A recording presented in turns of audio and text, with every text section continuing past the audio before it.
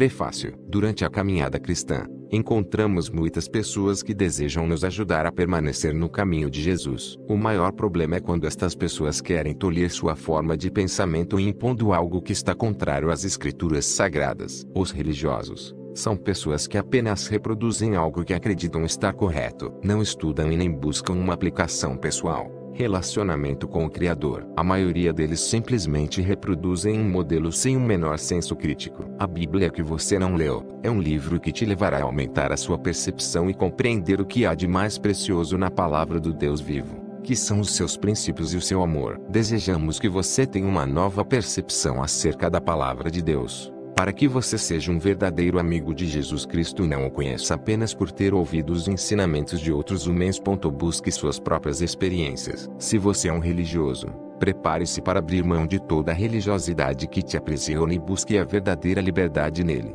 Capítulo 1. A Bíblia é inerrante. Existe um costume em meio ao povo evangélico de afirmar que a Bíblia é inerrante, mas esquecemos, porém, que a Bíblia é uma construção humana. Ela é inspirada por Deus, mas tem os seus autores e Deus não é o autor. A Bíblia tem uma face humana, um rosto humano. Ela tem a participação do homem. A estrutura do cânon, do conjunto de livros que nós temos hoje, chegou até nós através de diversos concílios católicos, romanos e também através da filtragem apurada da Reforma Protestante. Afirmar que a Bíblia é inerrante é o mesmo que afirmar que toda a Bíblia é a palavra de Deus. No entanto, a Bíblia não é a palavra de Deus. Ela contém a palavra de Deus, o que é diferente. Na Bíblia temos a inspiração do Espírito Santo e Deus falando através de profetas e justos, em mais de 5.000 anos de história, desde quando Deus se revela a Moisés no Monte Sinai, Êxodo 19, através do anjo que lhe falava, e também falava aos pais de Israel, palavras de vida que eram para ser transmitidas aos filhos de. Na Bíblia nós temos vários erros de português, de concordância verbal,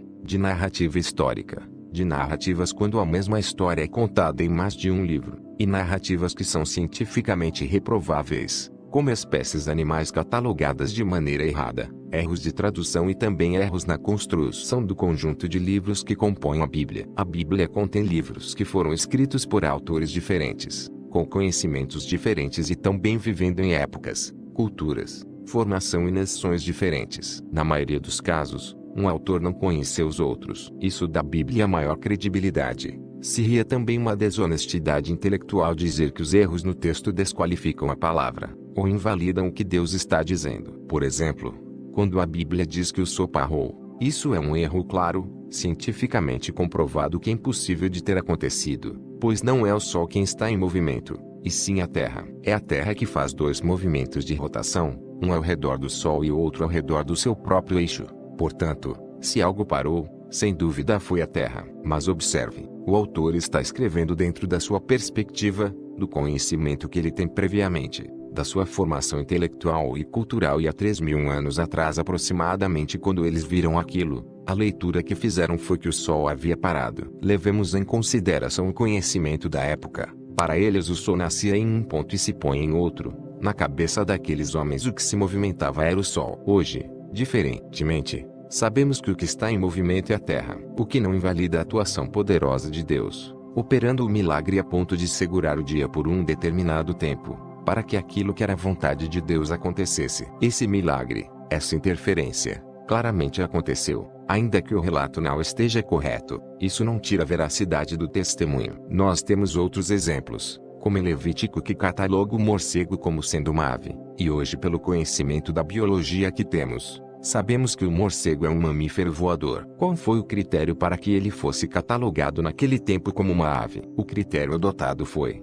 se voa, é ave. Mas agora conhecemos melhor a estrutura biológica dos animais, que foram catalogados há pouco mais de 100 anos atrás. Nós sabemos que também este erro não invalida o testemunho do que aconteceu ali. Porém, não podemos ser religiosos a ponto de não dizer que esta afirmação está correta. Outro exemplo claro também é da lebre, que foi catalogada como sendo um animal ruminante, e sabemos hoje que ela não é ruminante, o que não desmerece o testemunho do que está acontecendo, mas não podemos ser religiosos. Temos alguns erros de números, pois é comum encontrar erros quando se narra a quantidade de pessoas, ou de exércitos, ou sempre que se estabelece uma contagem. No hebraico, os números são letras, e quando os copistas iam copiar as escrituras, as pessoas que estavam ditando, falavam, E muitas vezes um número era muito parecido com outro e acabavam colocando os números errados. Um exemplo disso está em 2 Samuel 8:4. Diz que Davi tomou 1.700 cavaleiros para ir a Damasco,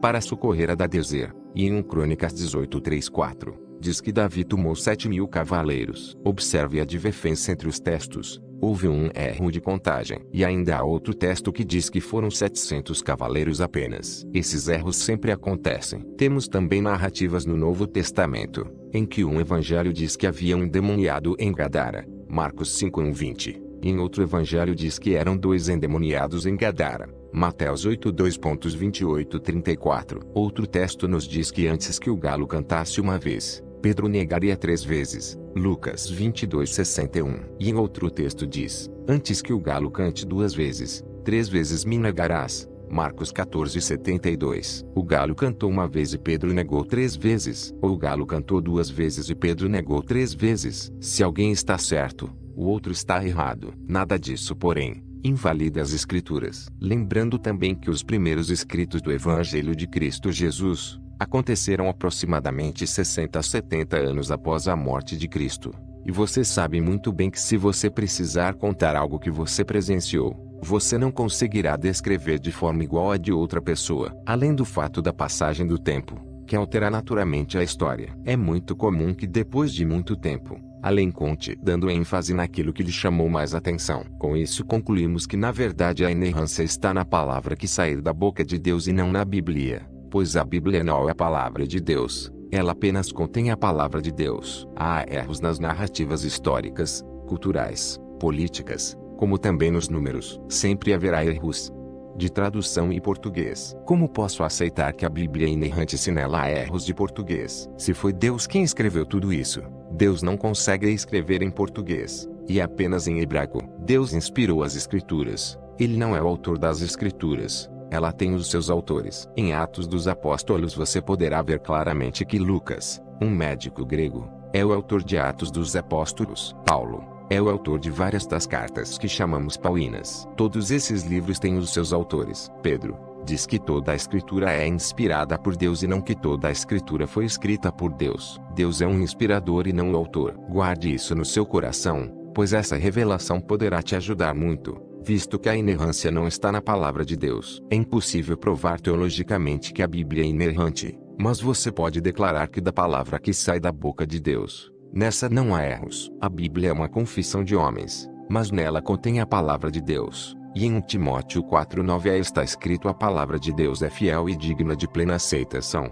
2 Timóteo 13:16 Toda a Escritura é divinamente inspirada e proveitosa para ensinar, para redarguir, para corrigir, para instruir em justiça. Capítulo 2 Os canalhas da Bíblia. Precisamos destruir os arquétipos de heróis criados sobre os personagens bíblicos. Sabemos muito bem que eles eram homens normais, comuns e sujeitos às mesmas paixões que todos nós. Também tinham as mesmas fraquezas, como relata as Escrituras Sagradas. Nós criamos o mito do herói. E qual o problema de você olhar os personagens bíblicos como se eles fossem heróis? Os heróis não erram, não falham, não têm defeitos, não morrem. E esse é o grande problema, visto que essa não é a realidade dos relatos. É claro que os homens não podem ser chamados de canalhas e sim, o seu comportamento, em algum momento, foi o comportamento de um canalha. Vamos pensar em Abraão. Poucos sabem, mas Abraão, depois vindo a ser chamado de Abraão, e Sarai vindo a ser chamada de Sara, eram tio e sobrinha. Na verdade, quando Abraão disse que não havia mentido ao faraó dizendo que Sara era sua irmã,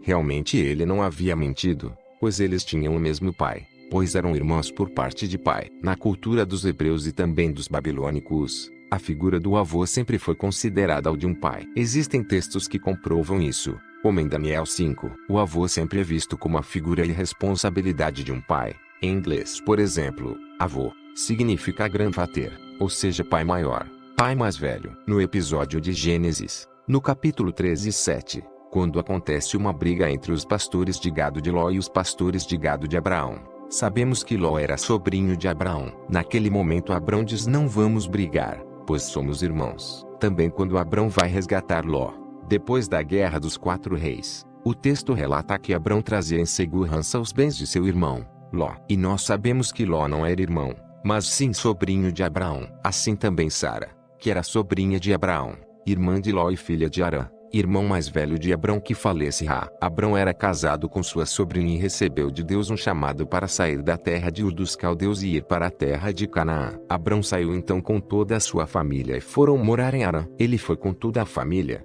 ainda que Deus o tenha dito: ora, o Senhor disse a Abrão: sai-te da tua terra, da tua parentela e da casa de teu pai, para a terra que eu te mostrarei. Gênesis 12:1. Abrão com a família pararam em Arã, por onde viveram por muito tempo, e com a morte do seu pai, Deus o trouxe para a terra de Canaã, onde habitaram o local mais tarde. Quando Abrão chegou a Canaã, terra prometida, que deveria emanar leite e mel, em Gênesis 12:10 lemos: e havia fome naquela terra, e desceu Abrão ao Egito, para peregrinar ali, porquanto a fome era grande na terra. Gênesis 12:10. Por causa da fome, Abrão foi ao Egito e, com medo de ser morto por um egípcio que desejasse se casar com Sara, por causa de sua beleza, ele resolveu mentir em acordo com ela, dizendo que ela era sua irmã. O que aconteceu? Ela é tomada por mulher, pelo faraó. Quando o faraó descobriu que Sara era mulher de Abrão e não sua esposa, ele manda chamar Abrão e lhe pergunta: por que mentiste? Por que não disseste que era tua mulher? Se houvesse me falado, eu não a teria tomado como minha mulher,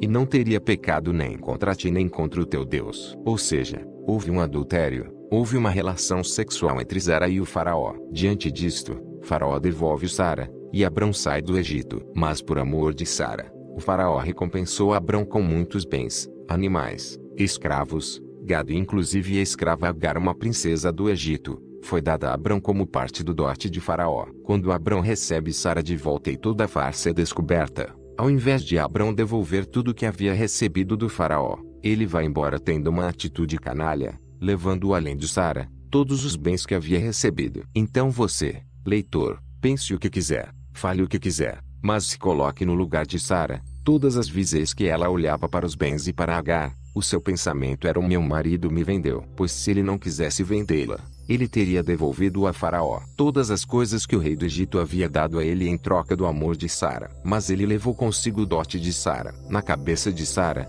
ela foi vendida para uma mulher. Essa situação é muito ofensiva. Lembre-se também que Deus tomou Abrão do outro lado do rio, como descrito em Josué 24:2. Então Josué disse a todo o povo: assim diz o Senhor Deus de Israel: além do rio habitaram antigamente vossos pais, Terá, pai de Abrão e pai de Naor, e serviram a outros deuses. Quando Deus tomou Abrão do outro lado do rio, ele passou por um processo de transformação, de mudança no caráter, mas este processo não foi rápido. Nem sempre Abrão foi o homem santo que nós conhecemos hoje. Nem sempre ele teve o caráter que ele adquiriu no final da sua vida. Em outro momento, Abrão recebe 3 anjos na sua casa, e nós sabemos que pela interpretação, aqueles anjos eram o Senhor, pois no texto bíblico relata: o Senhor visitou Abrão. Gênesis 18:1-2. Uma outra prova clara de que era o Senhor, é que Abrão se prostrou e os adorou, e se fossem apenas anjos, não aceitariam nenhuma adoração para si. Esses anjos simbolizando o Pai, o Filho e o Espírito Santo,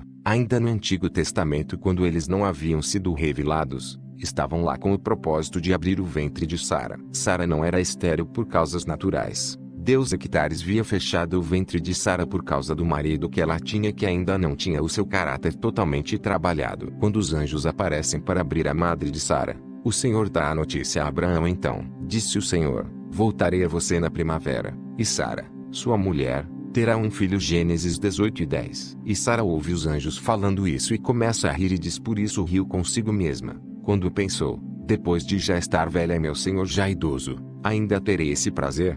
Gênesis 18:12. O Senhor ouviu os risos de Sara e disse a Abrão que quando o menino nascesse deveria chamar-se Isaque, porque Sara riu. Nesse ponto a madre de Sara está aberta. Observe que logo após este evento, Abrão tenta vender Sara a um outro rei chamado Abimeleque, contando a mesma história, dizendo que Sara é sua irmã e não sua esposa, e ela confirma isso. O rei, sabendo disso, tenta tomá-la por mulher, ainda que sua idade já estivesse avançada. Visto que Sara, segundo a Bíblia, era uma senhora de idade, mas tinha a pele de uma jovem, Abrão tenta vendê-la então ao rei, e Abimeleque, diferente do faraó do Egito, não vai ter a oportunidade de tocar nela, pois o Senhor não permite. Abimeleque se casa com Sara, mas não tem a noite de núpcias, pois o Senhor não permite. visto que o ventre de Sara já estava aberto para conceber o filho que Deus prometera a ela e a Abraão. O Senhor aparece a Abimeleque em sonho e diz a ele que ela já possuía marido e que ele deveria devolvê-la a seu esposo, pois ele era um profeta e após entregá-la deveria pedir que Abraão orasse por ele,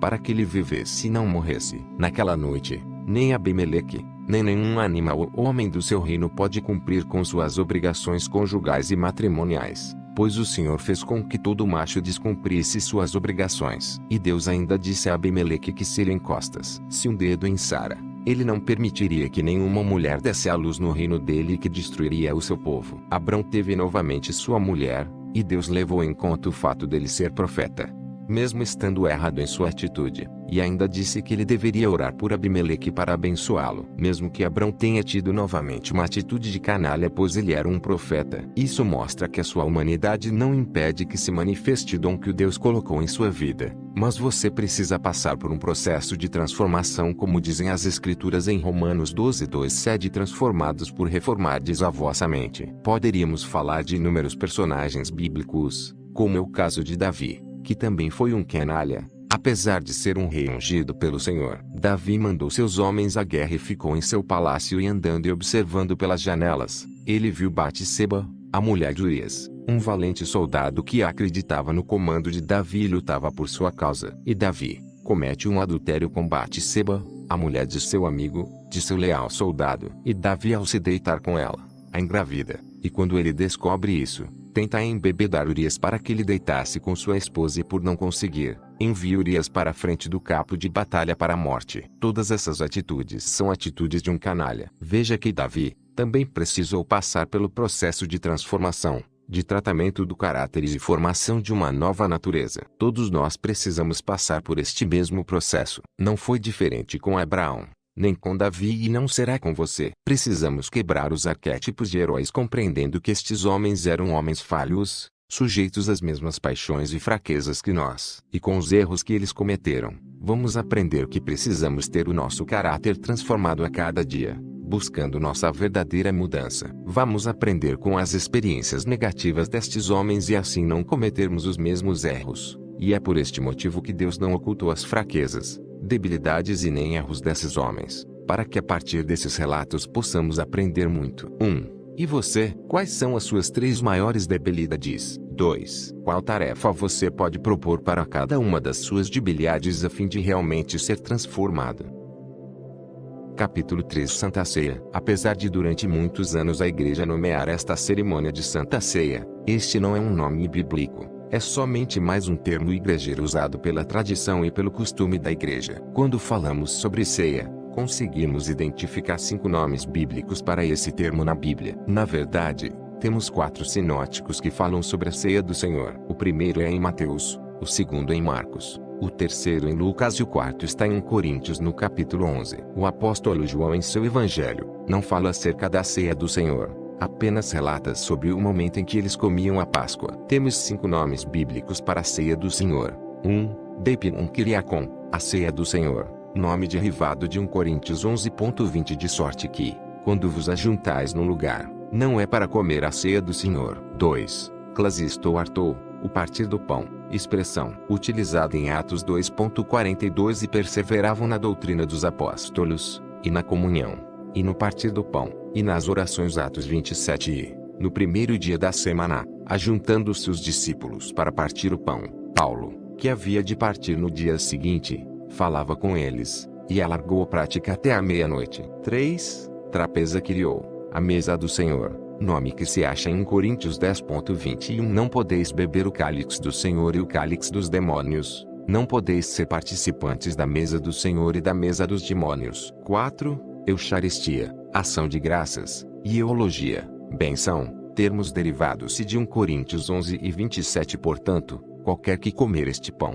ou beber o cálice do Senhor, indignamente, será culpado do corpo e do sangue do Senhor. 5. Cálice sagrado, benção, e Coríntios 10:16. Porventura o cálice de bênção, que abençoamos, não é a comunhão do sangue de Cristo. O pão que partimos, não é, porventura, a comunhão do corpo de Cristo. Em Mateus 26:26, 27 e, quando comiam, Jesus tomou o pão, e, abençoando-o, o partiu, e o deu aos discípulos, e disse: Tomai, comei, isto é o meu corpo. E tomando o cálice, e dando graças, deu-lhe, dizendo: Bebei dele todos. Lemos que o Senhor tomou um pão e abençoou, e tomou um cálice e deu graças. Com toda a probabilidade, as duas palavras foram usadas uma pela outra se referiam a uma bênção e a uma ação de graças combinadas. O cálice da ação de graças e da bênção é o cálice sagrado. Esses são os 5 nomes bíblicos dessa cerimônia que por muito tempo foi mal interpretada na Bíblia por falta da compreensão do Antigo Testamento. Se lermos Levítico capítulo 1, 2 e 3, compreenderemos um pouco sobre as ofertas de redenção. E nós temos uma tridimensionalidade quando falamos sobre ofertas de redenção. Em Levítico 1 lemos sobre o holocausto.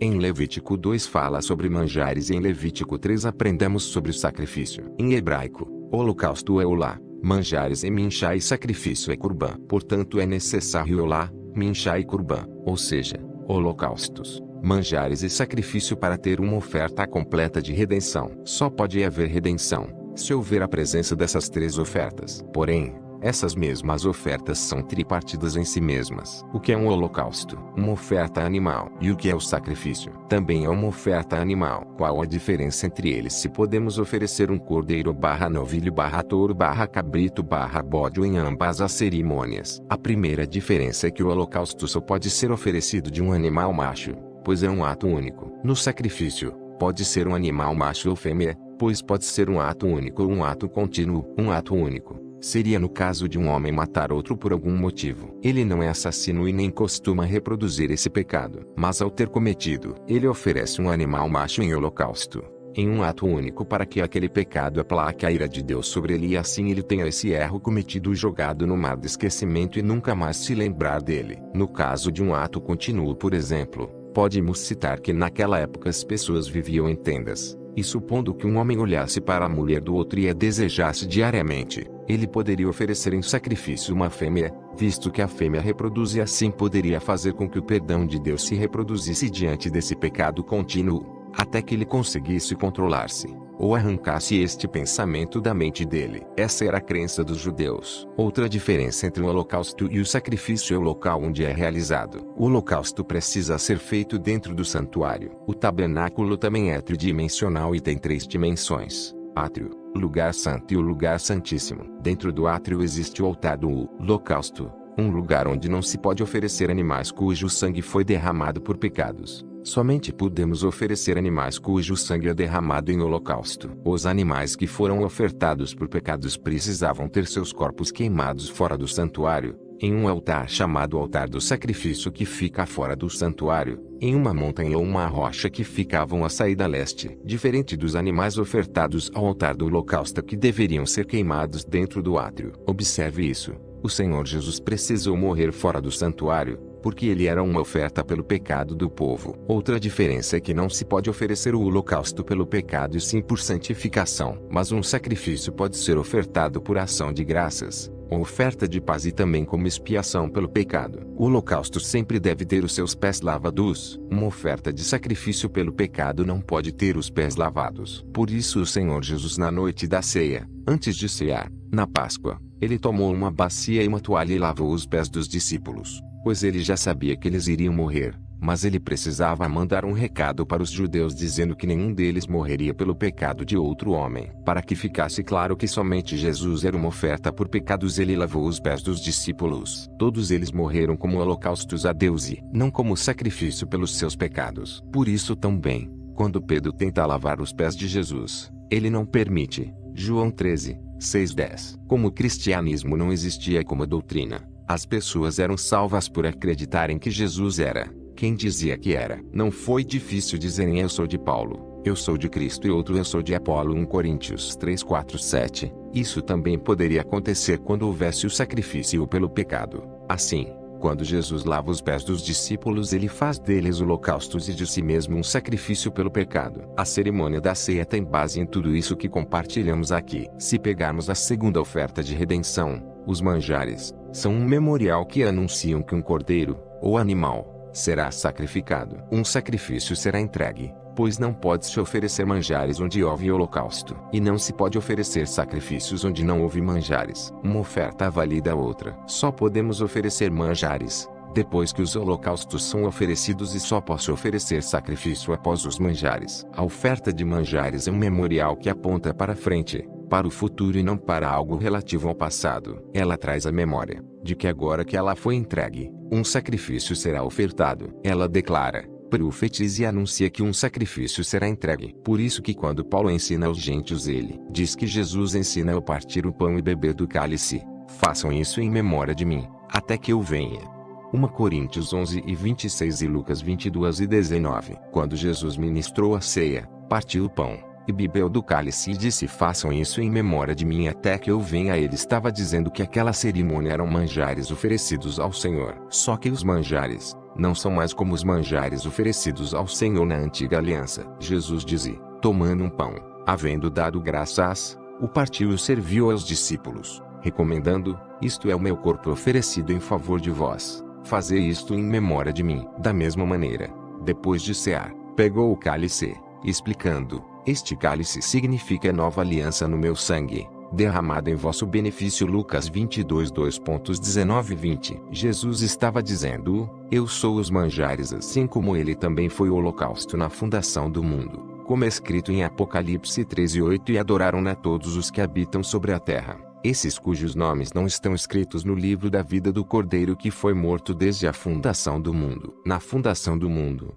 Jesus foi holocausto. Na ceia, ele foi manjares. E na cruz ele será um sacrifício. Todas essas ofertas são compostas de 3 partes. A oferta animal é composta de oblação, parte sólida da oferta, está na carne; libação, parte líquida da oferta, o sangue; e a gordura, dá o cheiro suave ao ser queimada. Os manjares, por exemplo, advém de tudo o que compõe a terra. A oblação advém das farinhas de trigo e de grãos e cevada. A libação está no suco da uva e a gordura é advinda do azeite que produz o aroma suave. É por isso que na ceia do Senhor precisamos ter pão amassado com azeite sem fermento e suco puro de uva, ou seja, oblação, libação e azeite. A ceia, na verdade, é a Páscoa sendo aperfeiçoada. A Páscoa é a ceia do antigo pacto ou da antiga aliança, e a ceia do Senhor, o partir do pão, é a ceia do novo pacto ou da nova aliança. Assim, você tem clareza que essa cerimônia foi tirada das Escrituras pelo Senhor Jesus.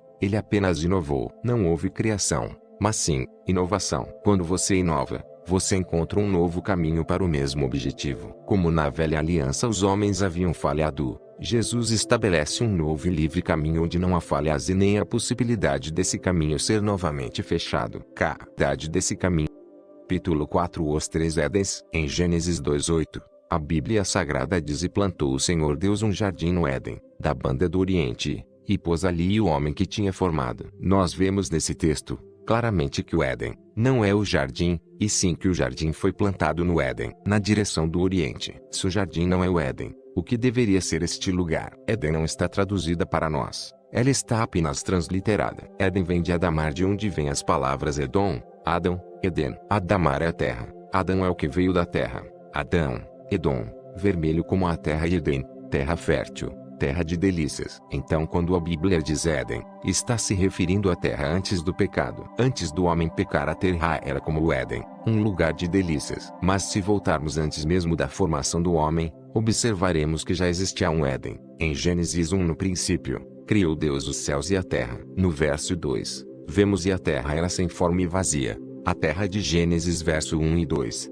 apesar de serem a mesma terra, estavam em estados completamente distintos. A terra de Gênesis 1:1 não foi criada a partir do caos. Ela foi criada a partir do nada. Ela não foi criada vazia, mas foi criada para ser habitada. Ela não foi criada nas trevas e sim na luz. Ela não foi criada no tempo e sim na eternidade. Mas a terra de Gênesis 1:2 está um caos, há trevas, é sobre a face do abismo e há um grande dilúvio. Esta terra está debaixo de um grande juízo. A terra que não foi criada vazia e sem forma, mas que foi criada para ser habitada, como diz Isaías 45:18, era o chamado Éden de Lúcifer, o Éden mineral. No intervalo em que há entre o verso 1 e o verso 2 de Gênesis, que pode ser de milhões de anos, aconteceu algo que deixou a terra, que foi criado na luz. Aqui no verso 2 tem trevas, e não pode haver trevas onde não houve luz. Primeiro, porque trevas são a retirada da luz. O verso 2 mostra que no verso 1 teve luz. Na verdade, essa terra que predominava em minerais, menos vegetais, e que recebeu nela os seres pré-adâmicos,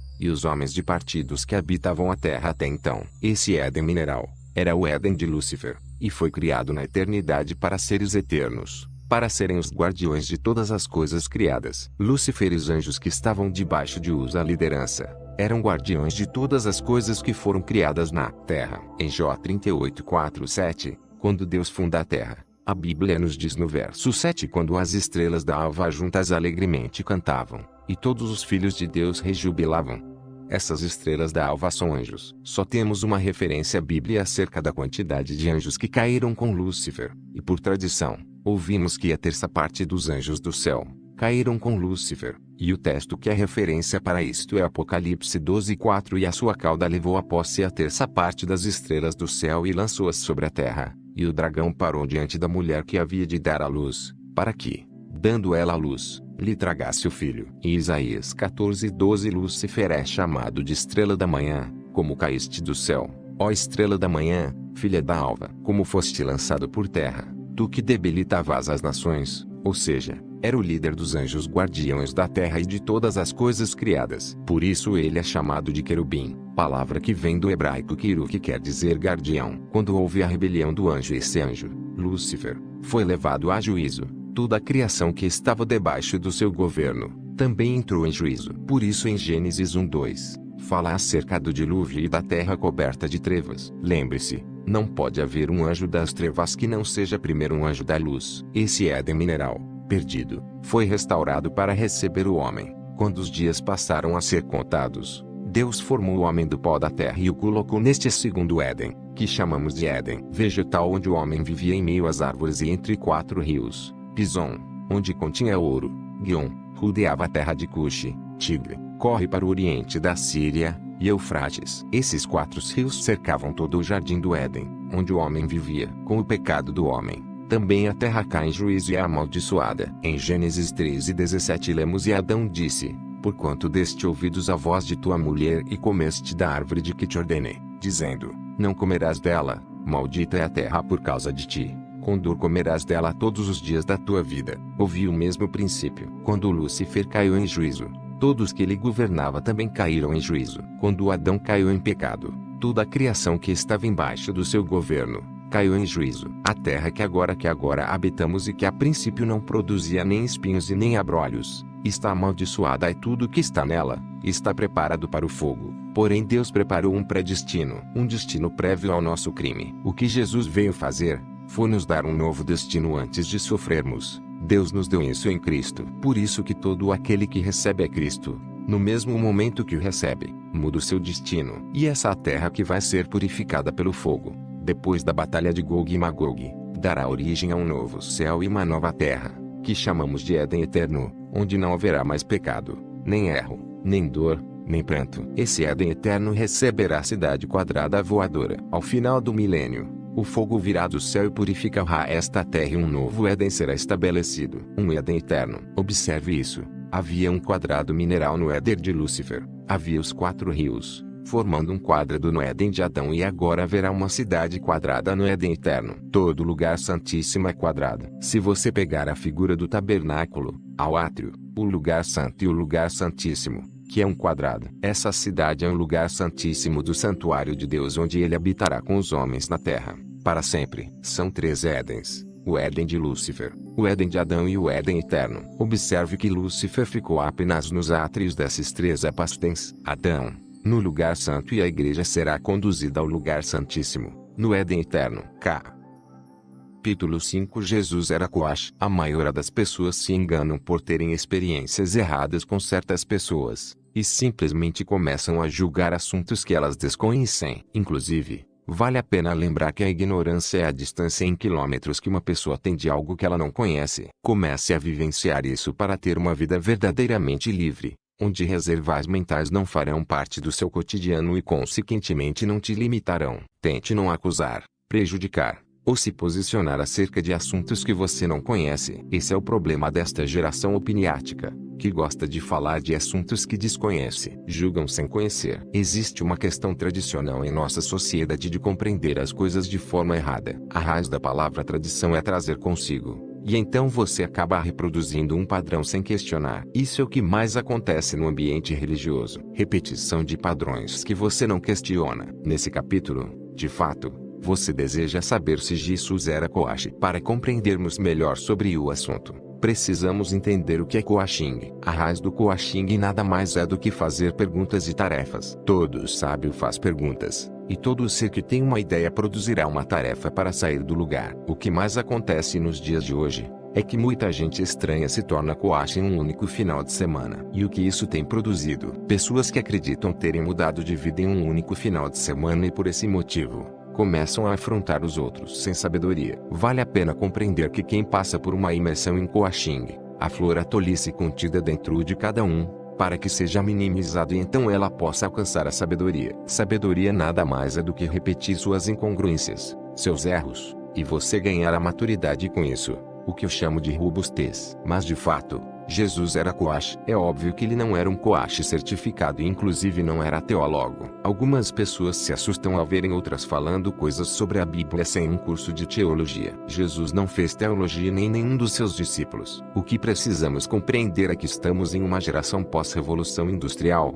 que criou a necessidade das pessoas terem um diploma. Mas Jesus era um coach, sem ter formado em nenhuma grande instituição. Mas ele sabia o princípio das perguntas e tarefas. Você não verá Jesus, em nenhuma citação das Escrituras, falando sobre determinado assunto e não se movimentando. Pois a Bíblia, a fé é irmã-se à mesa da ação. Não adianta ter fé e não se movimentar. Coaching é fazer perguntas para descobrir a tarefa para se movimentar. Jesus era coach ou não? Jesus foi o maior coach que já existiu. Afinal, todas as pessoas que chegavam até ele, antes, ele fazia uma pergunta. Qual era essa pergunta? O que queres que eu te faça? E à medida que a pessoa respondia, Jesus fazia uma tarefa, como por exemplo, cuspir no chão e jogar barro no olho do cego. E as tarefas que Jesus produzia eram diferentes para cada pessoa. Ele curou 2 cegos, em um impôs as mãos e no outro jogou barro nos olhos. O verdadeiro coach não passa a mesma tarefa para situações iguais, mesmo que as pessoas sejam diferentes. Ele passa as tarefas e ideias para cada pessoa. Deus te trata na individualidade. Você está lendo este trecho e está pensando que eu estou defendendo a bandeira do coaching, mas eu não estou. É apenas para tirar a ignorância do meio da igreja e para que as pessoas não se apavorem, pois, de fato existem pessoas estranhas. Existem coaches que pregam uma vida que não levam, coaches manipuladores que usam as pessoas para conseguir o que querem, coaches humanistas, coaches desleais, e etc. Da mesma forma que existem médicos que abusam de mulheres, pastores que são ladrões, padres que são pedófilos. A culpa é da igreja católica, a culpa é da igreja evangélica, a culpa é do hospital. Não, a culpa é de gente estranha. Aprendi com o John Bevere que gente estranha acaba com tudo. Você é uma pessoa estranha. Gente estranha é sempre ignorante. Quando há algo novo ele sempre irá se lambuzar com aquilo. De fato, muitos coaches trazem sérios problemas para a instituição chamada igreja, porque ao invés de agir com sabedoria, que é o que se aprende com o coaching, e acredite, coaching é igual religião. Existem várias vertentes, mas o princípio não muda. Pergunta e tarefa. Guarde isso no seu coração. Coaching não tem conteúdo. A matéria-prima para o processo é a pessoa coachei. É somente fazer perguntas para direcionar as tarefas. Para que fazer perguntas? Para descobrir o seu alvo. E quando se descobre o alvo, também encontra-se o impedimento, que servirá como matéria-prima para a produção de tarefa. Fique em paz. Se Jesus era coach, vá ler os 4 evangelhos sinóticos, Mateus, Marcos, Lucas e João, e perceba que ele não fazia nada além de perguntas. Diversas vezes perguntaram a Jesus: você é Deus? E ele perguntava de volta: o que vocês acham que eu sou? Em outra oportunidade ele perguntava: o que estão dizendo que eu sou? As pessoas sempre faziam perguntas esperando respostas. O bom coach não responde, ele apenas faz outras perguntas. Aprenda um princípio. As perguntas servem para você transferir a pressão e descobrir a intenção da pessoa. Se você não gosta de coach, não quero te convencer a gostar. Quero apenas te ajudar a não ser tão religioso ao ponto de odiar coisas que você não conhece e não se beneficiar de coisas que são suas na terra simplesmente por amar a ignorância. Existe o culto à ignorância. Falar mal de coisas que você não conhece e de pessoas que você não tem intimidade é um culto à ignorância. Você está falando contra uma parte de Deus aqui na terra. Tenha muito cuidado com isso. Se Jesus era coach, essa eu já te respondi. Mas é óbvio que ele não atendia exceções. Ele falava com os que se achegavam até ele. Pessoas vinham dos confins da terra para se encontrar com Jesus, e dele saía virtude, poder. De você também pode sair poder. Porém você utiliza da ignorância para fechar todas as saídas e todos os canais de fluidez da sabedoria que estão acessíveis até você. Jesus era coach sim, mas ele não tinha nenhuma certificação. A escola de coaching dele foi fazer a vontade do Pai, e por isso ele perguntava o tempo inteiro. Você faz pergunta, e depois, você faz tarefa, carta, e capítulo 6. A Bíblia é remédio, alimento ou diversão para você? Cuidado com a Bíblia, pois ela é uma caixa preta e a prova disso está em Jó 37, quando Deus começa a fazer perguntas para Jó, e quando você passa a leitura de forma rápida, apenas para cumprir um cronograma, você não consegue perceber a profundidade de Deus tentando revelar seu caráter a Jó,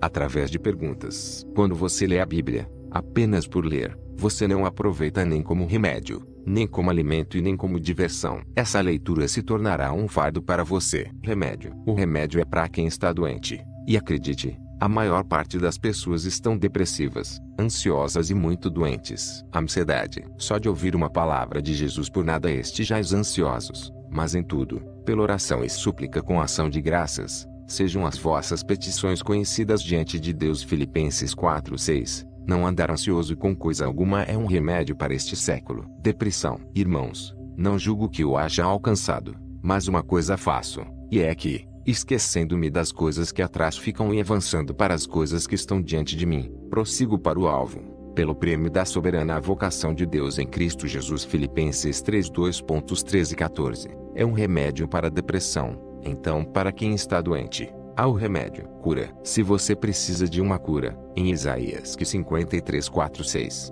certamente ele tem carregado nossas tristezas e livrado nossas dores. Contudo, nós o consideramos atingido, ferido de Deus e afligido. Porém, ele foi ferido por nossas transgressões, ele foi esmagado por nossas iniquidades. O castigo de nossa paz estava sobre ele, pelos açoites que o feriram nós somos curados. Todos nós como ovelhas temos nos desviado. Nós temos nos afastado, cada um para seu próprio caminho, e o Senhor tem posto sobre ele a iniquidade de todos nós. Alguém que está cheio de morte, disse-lhe Jesus: eu sou o caminho, a verdade, e a vida. Ninguém vem ao Pai, senão por mim. Em João 14:6. Ele é o remédio. Disse-lhe Jesus: eu sou a ressurreição, e a vida. Quem crê em mim, ainda que esteja morto, ele viverá. Esse é o remédio para quem está morto. Remédio não é rotina. Remédio é pontual, para quando alguém está doente. Olhe para a Bíblia porque ela é uma farmácia. Alimento. A Bíblia é um alimento para quem não está doente. Interessante que uma pessoa quando está doente, ela não quer se alimentar. E como ela não quer se alimentar, não adianta tentar dar comida para o doente. Ele precisa primeiro do remédio. O alimento é na fase que você já passou pelo tratamento. A Bíblia é um maná que cai do céu, o pão vivo que desceu do céu. Por que chama pão vivo? Porque em todas as culturas tem pão, e o pão é o alimento mais barato que existe na terra. Então Jesus é acessível a todas as pessoas. Então ele é o nosso alimento. Orai, pois, da seguinte maneira: Pai nosso que estás no céu, santificado seja o teu nome. Venha o teu reino. Seja feita a tua vontade na terra, como é no céu. O pão nosso de cada dia dá-nos hoje. Ele é alimento, um alimento diário. Você tem se alimentado desse pão? Ele também é um banquete. Após se alimentar do pão, do básico, da sua comunhão, da sua experiência diária, existe um banquete, assim como uma sobremesa. Antigamente eu ia em alguns lugares e eu comia tanto que não sobrava espaço para a sobremesa. Mas depois que você conhece muitos alimentos, você começa a valorizar mais a experiência da sobremesa, que é o momento mais doce. Assim como a voz do Espírito Santo. Viajando certa vez para a Itália, eu vi que nós no Brasil, não sabemos comer e nem aproveitar as fases dos alimentos. Uma refeição lá é composta de 5 fases no cardápio entre entrada e sobremesa. Eu aqui somos acostumados a comer tudo de uma vez, e não deixamos espaço para a sobremesa. A Bíblia é um alimento poderoso, que te permite sentar à mesa do rei e comer um banquete com ele. Engraçado que a Bíblia que você não leu, é porque você gosta de ouvir demais, mas você não gosta de experimentar. Ela é um alimento e você ainda não a leu como deveria, pois se eu disser a você que ela é uma picanha e você tentar comer, passará mal, porque você ainda é um bebê, e bebês tomam leite.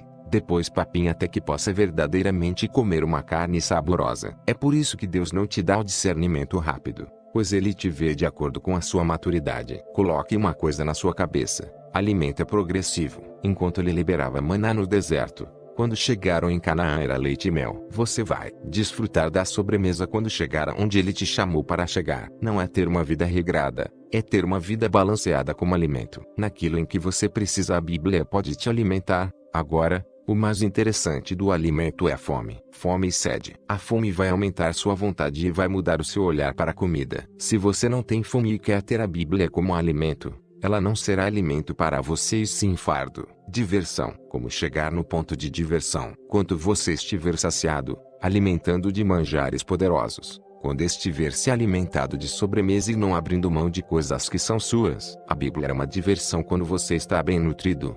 Quando você está saudável, aí então você começará a se divertir verdadeiramente. Na verdade eu vos digo, tudo o que ligardes na terra será ligado no céu, e tudo o que desligardes na terra será desligado no céu. Mateus 18:18. Nesse momento você percebe que você tem um poder na terra. Então você começa a perceber que este negócio, esse é rio, essa instrução, esta palavra tem poder realmente. Então você começa a se divertir verdadeiramente. Quando você começa a perceber que Jesus não te chamou de escravo, mas sim de amigo, como em Apocalipse 13:21, ao que vencer, permitirei que assente comigo em meu trono, assim como eu também venci, e estou assentado com meu Pai em seu trono. Então isso começará a ser divertido. A real intenção de Jesus é ser seu amigo e amigo íntimo. Não pense que algo divertido fará com que você diminua o que é sagrado. Ao contrário, fará com que você compreenda o real significado de ser santo e separado, que é viver uma vida ali, e sem fardo,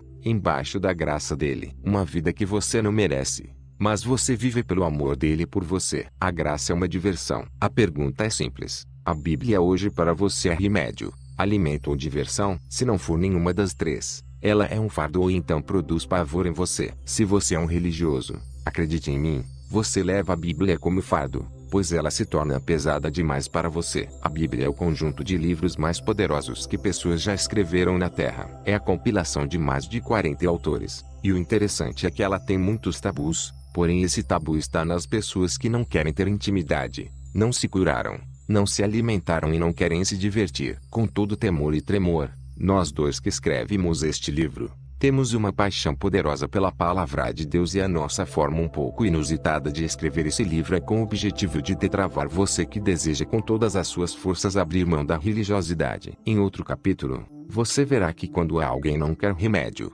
alimento e nem diversão, ela começa a criar seres religiosos, mitológicos, e pessoas ciumentas que não experimentam o que dizem e por esse motivo querem viver uma vida que não tem. Isso é muito triste. E para você, mais uma vez perguntamos: a Bíblia é um remédio, alimento ou diversão? Entenda que isso é progressivo. Quando você está na fase de remédio, não adianta querer se alimentar. Se você está se alimentando, precisa primeiro matar a sua fome. Não adianta querer se divertir, senão, a Bíblia se tornará um fardo. E acredite, há pessoas que têm tanto medo da Bíblia que sequer leem. 1. Descubra em percentual que a Bíblia representa para você em cada uma das áreas.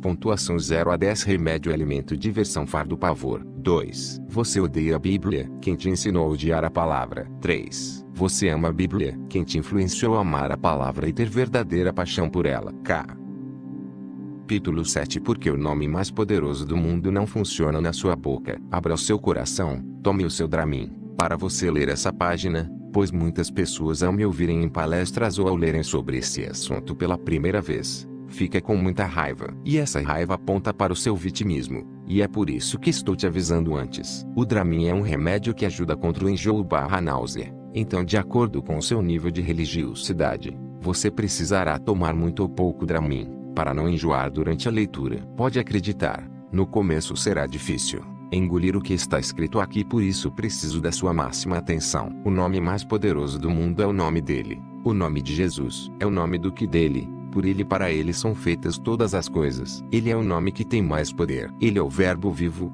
encarnado, que desceu na terra. Porque o nome de Jesus, sendo o nome mais poderoso da terra, quando falado na sua boca, não funciona? Responda a essa pergunta. O problema está no nome dele ou na sua crença? Vamos lá. Deixe de ser religioso. e aprenda um pouquinho sobre neurociência. Aprenda este princípio que ele mudará a sua vida. Quando você usa determinado nome, e ele não te dá o resultado esperado, o seu cérebro reconhece esse nome e o coloca no departamento de crenças, e essas crenças, se forem acumuladas sem resultado, tornam-se crenças negativas. Não se ofenda, tome o seu Dramin. O nome de Jesus, quando usado na boca de um incrédulo, funciona com maior assertividade, pois ele não fica falando todo o tempo. Várias pessoas se achegaram até Jesus e receberam o que queriam, mesmo sem ser crentes. Mas essas pessoas acreditavam tanto, que recebiam. A mulher do fluxo de sangue pensava: se eu ao menos pudesse tocar na orla das vestes, serei curada. E ela recebeu a cura que desejou, pois no momento em que tocou Jesus, ele reconheceu e disse: alguém me tocou, porque bem conheci que de mim saiu virtude e poder. Lucas 8:46. A mulher cananeia, disse ela, porém, replicou: sim, Senhor, mas até os cães de estimação comem das migalhas que caem das mesas de seus donos. Mateus 15:27. Jesus, diante de tamanha fé, só conseguiu dizer: ó, com acento grave, H, mulher, grande é a sua fé, seja feito a ti conforme queres. Mateus 15:28. O centurião de Cafarnaum, em Mateus 8:8, diz a Jesus: Senhor, não sou digno de que entres em minha casa, porém dize somente uma palavra, e meu criado há de sarar. Ao ouvir isso, Jesus imediatamente respondeu: em verdade vos afirmo que nem mesmo em Israel achei tamanha fé. Vai-te como creste, assim te seja feito. Mateus 8:2.10-13. Todas essas pessoas não eram crentes, mas utilizaram do nome mais poderoso da terra no tempo oportuno. A sua crença determina o seu resultado. Os religiosos passam anos servindo e pedindo, mas como eles não acreditam, o nome perde a eficácia cerebral. Longe de dizer que o nome de Jesus não funciona, afinal é o nome mais poderoso do mundo, o nome do homem que tirou o pecado do mundo. Ele foi o homem que ressuscitou após a morte, é o nosso Cristo, e ele voltará. Não tenha dúvida nenhuma disto, e nem da nossa intenção em chamar sua atenção quanto a isso. Mas o fato de falar diversas vezes esse nome e ele não funcionar, instalou uma crença negativa na sua cabeça, e essa crença tem atrapalhado você. É por isso que muitos cristãos não têm coragem e não dão conta de expulsar demônios, curar enfermos, dar ordens para a tempestade, por exemplo, em nome de Jesus. Tudo isso porque em algum momento ele disse: Senhor, que eu não saia do meu emprego em nome de Jesus. E aí, ele sai do emprego, instalando crença errada. Como diz Delino Marçal na música Deus é Deus traços, se Deus fizer, ele é Deus. Se não fizer, ele é Deus. Se a porta abrir, ele é Deus. Mas se fechar, continua sendo Deus. E você precisa ter essa mentalidade. Caso contrário, as várias crenças de forma repetida atrapalharão a forma com que você usa o nome mais poderoso da face da terra. O nome mais poderoso é uma frequência, uma energia, no céu e na terra. Quando você vai pronunciá-lo com sua boca, é como se passasse um filtro dentro da sua cabeça e viesse poder do céu para dentro do seu cérebro e é liberada na terra pela sua boca, o que também é uma frequência. Só que quando a crença é errada, a frequência desvia o percurso como em uma placa de circuito integrado contida em um computador. Dentro dos caminhos desse circuito, existe um local chamado limbo e é lá que cai a sua fé. A fé é a imaginação, imaginar mais ação. Então quando você usa o nome mais poderoso do mundo, você precisa de fato acreditar. Mas se você tem uma crença errada, ela precisa ser ressignificada. Várias pessoas gostam de questionar sobre a existência, validade e cristandade de Jesus Cristo. Uma vez, vi em um programa de TV um ateu que dizia: vocês acreditam no cara errado, eu sou Jesus. E um cristão disse: tudo bem, mas não vou seguir você. E o ateu disse: siga-me, pois eu faço as mesmas coisas que Jesus fez. E o cristão respondeu: tudo bem, se você fizer as mesmas coisas que Jesus fez, eu te sigo. E o ateu replicou muito fácil: posso arrumar uma confusão e me matar. E o cristão disse: façamos o seguinte, arrume confusão, morre, no terceiro dia você ressuscita, e quando você voltar dos mortos irei te seguir. Há um detalhe que você não sabe, mas precisou mais de 300 combinações entre o Antigo e o Novo Testamento para comprovar essa morte e essa ressurreição de Cristo, para comprovar a volta dele. E todo espírito que fala que Jesus veio em carne, ele está correto, porque o nome mais poderoso do mundo não funciona na boca de quem é crente quando um descrente fala no nome dele. Funciona. É simples. Crença cerebral. Eu sei que esse assunto está longe da seara dos religiosos mais poderosos, pois eles amam a ignorância acerca das coisas da ciência. Por exemplo, na antiguidades, Muitos cientistas e estudiosos morreram, ou acabavam com suas carreiras porque os religiosos não aceitavam as coisas que eles diziam. Na verdade, os religiosos são assim até hoje. Quando você não se enquadra no padrão que eles pregam, eles te acusarão de coisas que eles gostariam de estar fazendo. É assim também no marxismo. Existe uma tática de acusar as pessoas daquilo que você é. Assim, nunca saberão que é você quem faz. Esse nome funciona na sua boca. Se você não sabe, faça o teste nas próximas 10x que você falar o nome de Jesus. Não é falar pouco, ou falar muito, mas canalizar essa frequência que é sua, pois está dentro de você. Te desafio a próxima vez em que você for expulsar um demônio, não impor as mãos e nem falar "sai em nome de Jesus". Apenas peça que ele olhe dentro dos seus olhos e assim, ele verá o mestre dentro de você. Eu te desafio a expulsar demônios assim, para que você compreenda o que é autoridade. Se o mestre escolheu ficar dentro de você, esse nome é poderoso. Ele plantou um jardim dentro de você, e essa crença será ressignificada. Como ressignificar a crença acerca do nome de Jesus? Simples. Esqueça as coisas que para trás ficarão e prossiga para o alvo. Não fique machucado com Jesus se ele não curou seu familiar.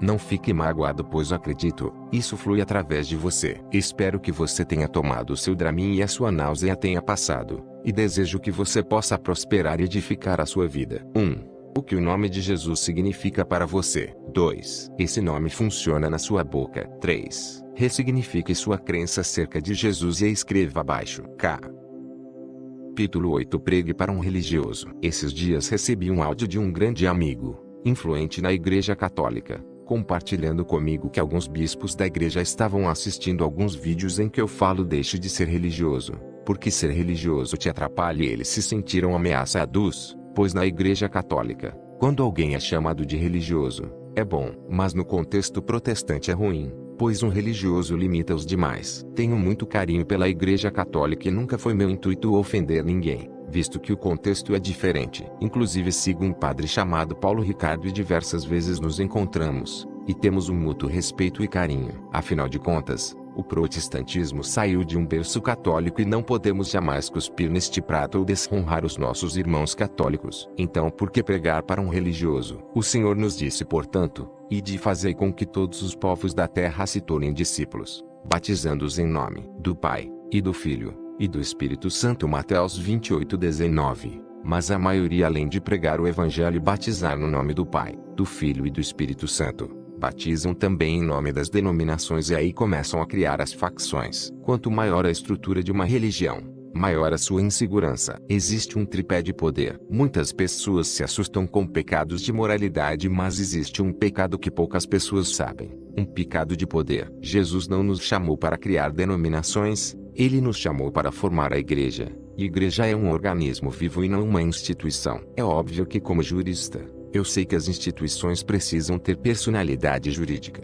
ser constituída e ter todas as demais coisas. Não somos contra isso. Só que as estruturas começam a ficar muito pesadas. Para você ter uma ideia, hoje no Brasil, 40% do que se arrecada é gasto com infraestrutura e estrutura. Isto é muito pesado, pois acaba gerando um ciúme dentro do sistema. Um ciúme pelo entendimento da palavra, onde as pessoas começam a se dividir acreditando que somente meu entendimento é o correto. Acredite, a cada 10 religiões, 9 utilizam o princípio da gloriosa igreja que dizem só aqui você será salvo. Cuidado com os religiosos. Religiosos não merecem honra. Eles são inseguros. São homens que começam a olhar para o próprio umbigo, começam a tematizar a Bíblia, e a pregar a mesma pregação todo o tempo para justificar a visão que eles têm. Começam a distorcer a palavra. A Bíblia não é tematizar. Em outro capítulo você viu que ela é remédio, alimento ou diversão. A Bíblia é uma construção. Ela tem uma face humana de toda a história da humanidade,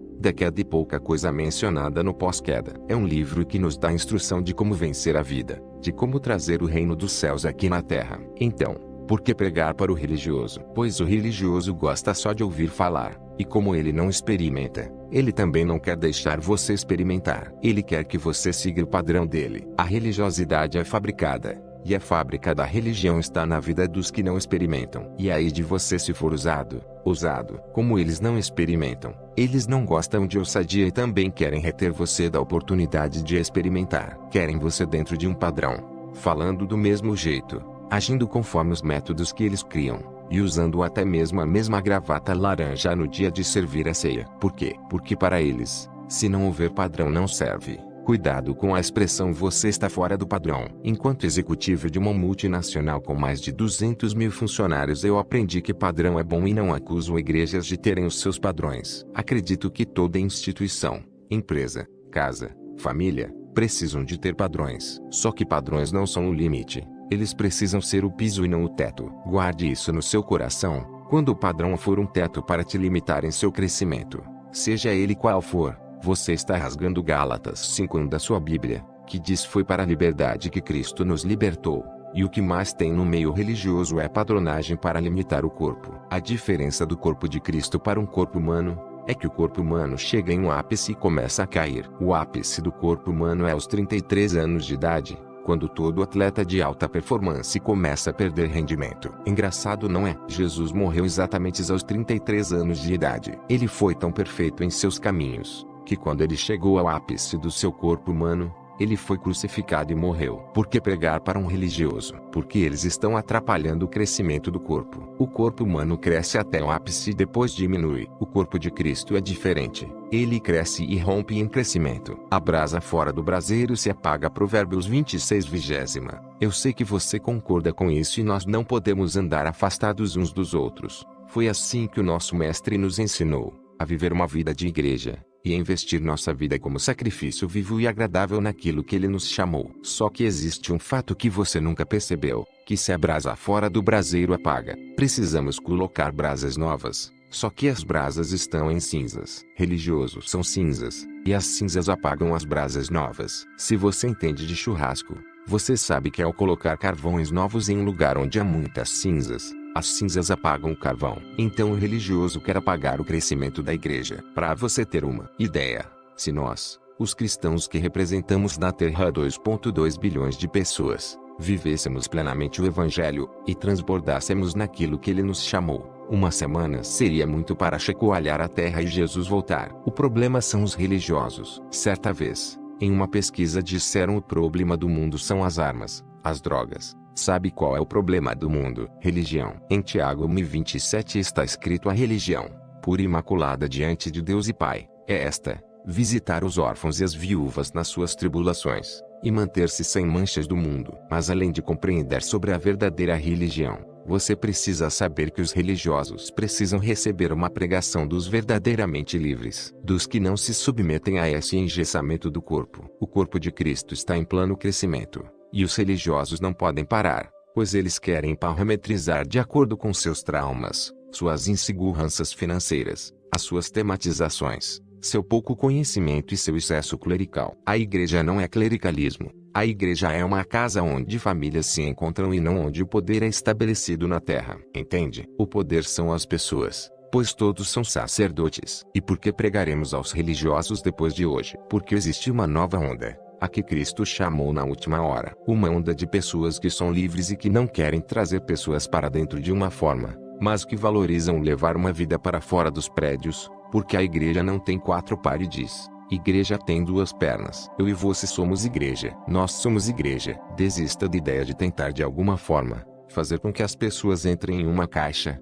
As pessoas não entrarão, pois a igreja nunca foi um prédio. Os religiosos têm mania de chamar a estrutura física ou auditório de igreja, mas igreja são as pessoas. O religioso tem mania de chamar o palco de altar, mas o altar na Bíblia é para sacrifício de animais. E o engraçado é que não existe sacrifício, mas em alguns palcos existem muitos animais. O religioso insiste em usar coisas atemporais sem aplicabilidade nos dias de hoje, sendo que eram para momentos que já passaram. O religioso peca de todas as formas. Quando ele vê alguma forma, ele pega a própria Bíblia, a condissonância cognitiva, para tentar convencer alguém com um texto, e outro que não tem ousadia e nem sabe fazer perguntas como Jesus fazia. Acredita, quando alguém quer sair de alguma igreja, o religioso usa João 10 para justificar que o outro é um lobo. Certa vez tive um problema com um pastor que me chamou de Lúcifer, Saul e de várias outras coisas, e me expôs diante de outras pessoas, e aquilo foi um grande aprendizado. Nesta ocasião eu perguntei a Deus por que aqueles que eu amo e amo de todo o meu coração me perseguem.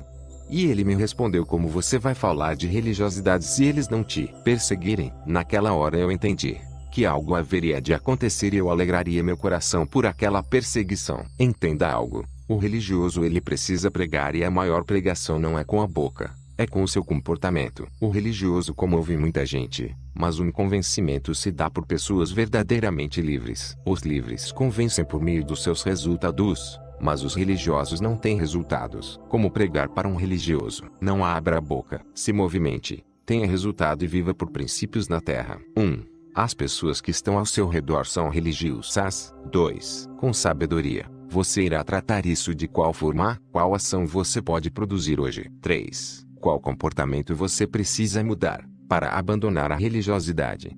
Mudar para abandonar. Capítulo 9. Jesus selvagem. O religioso sempre quer que as pessoas agradem às crenças dele. Ele deseja de toda a alma que as pessoas, sem experiência, se pareçam com ele. Só que quem precisamos seguir não é o religioso e sim, devemos cultivar o comportamento de Cristo, aquele que não agradou a ninguém. Certa vez, Maria chamou Jesus, e Jesus estava em uma casa e disse: pois todo aquele que faz a vontade de meu Pai que está nos céus, este é meu irmão, minha irmã e minha mãe. Mateus 12:50. Você que é católico não se sinta ofendido. Foi um chega para lá que Jesus deu em Maria para passar um recado a ela dizendo: aquele homem pode ir cuidar dos meninos, os outros irmãos. Aquele homem parecia sem controle. Certa vez, Jesus saiu da presença de sua mãe, Maria, e foi discutir com os mestres na sinagoga. Jesus já tinha uma identidade formada, e todo ser que possui uma identidade formada não precisa agradar a ninguém. E você pensa: serei eu, esta pessoa que vai desagradar os outros? Não. Os que andam perto de quem tem identidade,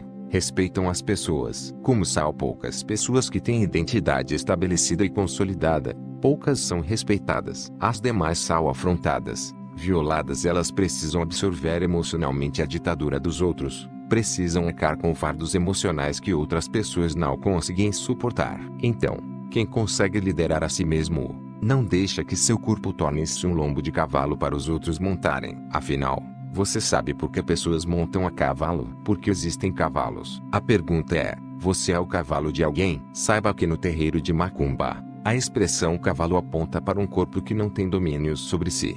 Então qualquer espírito não terá poder de manifestação na terra, se não houver um corpo para ser montado. Aprenda definitivamente que só corpo, matéria, é que tem poder na terra. Então, como você não usa o seu para obedecer o que sua alma e o seu espírito aponta, outras pessoas vão usar você como cavalo. Porque Jesus era selvagem. Porque ao mesmo tempo em que ele era doce, ele também entrava no átrio do templo e via cambistas vendendo coisas na casa do Pai. E ele poderia chegar com a doçura celestial e dizer: ei amigos, beleza?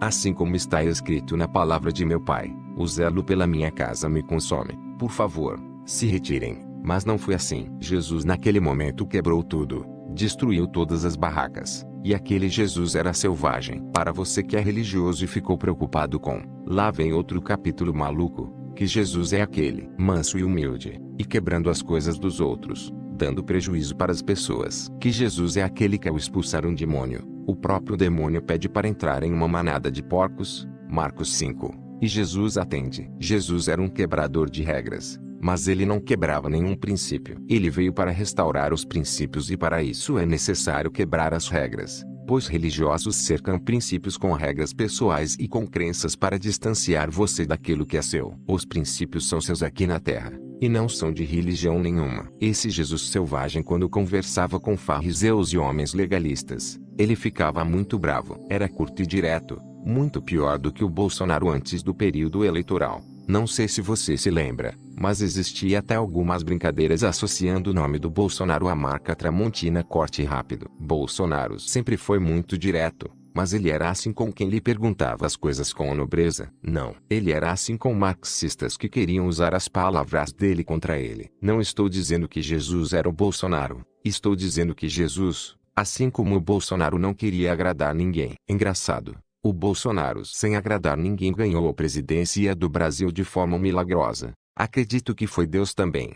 Mas uma pessoa, quando se posiciona, passa a ter domínio sobre a terra. Quando Jesus está com os discípulos, e Pedro ousa falar que ele não vai morrer, Mateus 16, Jesus selvagem diz para Pedro, aquele a quem ele chama de rocha, igreja, e diz: para trás de mim, Satanás. Mateus 16:23. Como um homem manso e humilde não apareceu nesse momento. Você está confundindo tudo, por não ter compreensão das Escrituras. Diversos assuntos que estão sendo abordados neste livro você está vendo pela primeira vez, pois nunca foram temas de pregação na sua igreja. E isso deixa você encabulado. O que é necessário é que nós todos pesquisemos nas Escrituras e nos alimentemos dela. Não há problema em ouvir pregações, mas elas não podem substituir a leitura da palavra. Eu sei que o religioso pode me odiar por causa deste livro, mas ele sempre concordará que o correto são as Escrituras. O problema é que ao ler as Escrituras você sairá debaixo do comando emocional que o religioso tem sobre você. Você vai sair do cabresto que te é imposto e será livre, como em Gálatas 5 diz.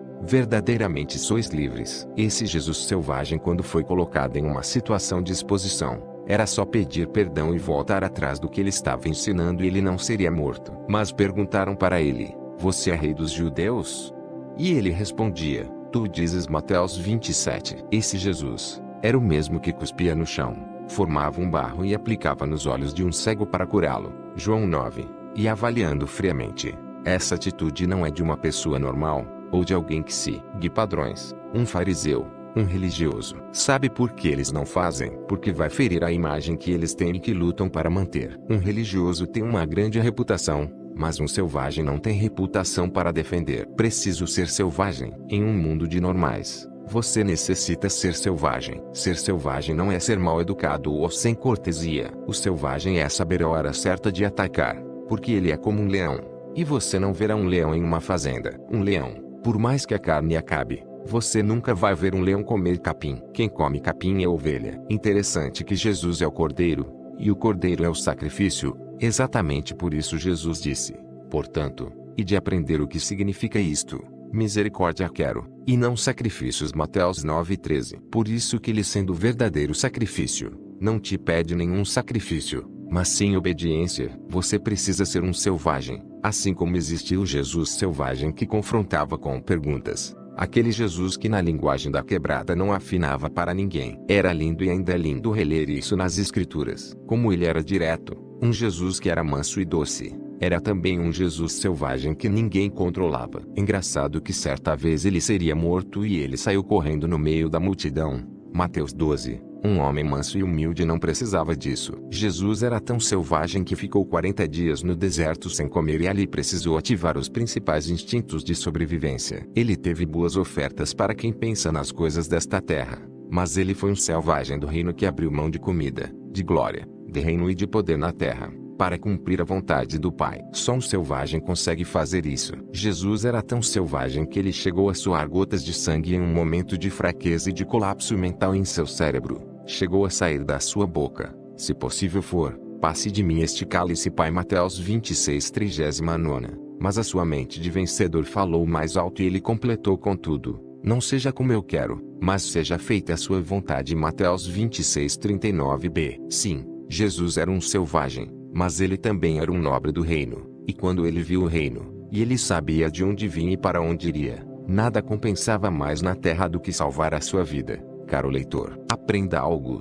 pare de viver a síndrome do cordeiro. Ele já pagou. Abrão tentou pagar a oferta, mas Deus proveu o cordeiro. Gênesis 22. Adão tentou vestir as vestes para se esconder da nudez, mas Deus proveu o cordeiro. Gênesis 3. Cuidado com o cordeiro. Ele já foi ofertado e você não precisa mais se ofertar. Você precisa obedecer aquilo para o qual ele te chamou. Seja um leão no seu casamento, seja um leão nas finanças, seja um leão com religiosos, seja um leão com todos aqueles que tiram você da rota do reino, com todos os que tiram você da intimidade com o Mestre. Sei que é difícil para você engolir este livro, mas como eu já escrevi em um capítulo anterior, tente ler este livro tomando um Dramin, para não dar náuseas no seu estômago. Jesus era um selvagem? A resposta é sim, mas quero te perguntar: e você? É um selvagem? Você luta pelas coisas que acredita? Você luta pelos céus? 1. Quais atitudes você pode tomar hoje para abrir mão da síndrome do cordeiro que você tem carregado até hoje?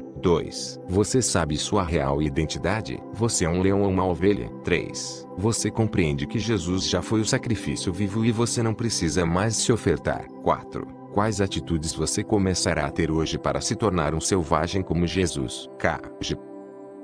capítulo 10 A graça sempre existiu. Em Gênesis 3:6, a palavra de Deus nos diz: quando a mulher viu que a árvore parecia agradável ao paladar, era atraente aos olhos e, além disso, desejável para dela se obter discernimento, tomou do seu fruto, comeu e o deu a seu marido, e comeu também. Os olhos são a porta de entrada da alma. Desejamos sempre aquilo que agrada aos nossos olhos, aquilo que alimenta nosso corpo físico, nosso ego. Foi assim com os primeiros homens. Foi assim com Adão e Eva. A mulher viu e então desejou. Nossos atos são sempre antecedidos por um momento de sedução. Somos seduzidos na alma, no corpo e no espírito, e posteriormente, por diversas vezes, fazemos o que nos conquistou. E algumas dessas seduções podem nos levar a um grande abismo, porém Deus é especialista em nos tirar deles. Nossos precipícios não se comparam com a graça de Deus, muitos menos nossas tentativas de remendo. Somos espertos em tentar remendar nossos estragos. Somos habilidosos em nos escondermos por detrás da culpa ou do remorso. Em Gênesis 6, 7, 8 Adão e Eva percebem que estavam nus, costuram folhas de figueiras para se cobrirem e se escondem. Para eles estavam tudo bem,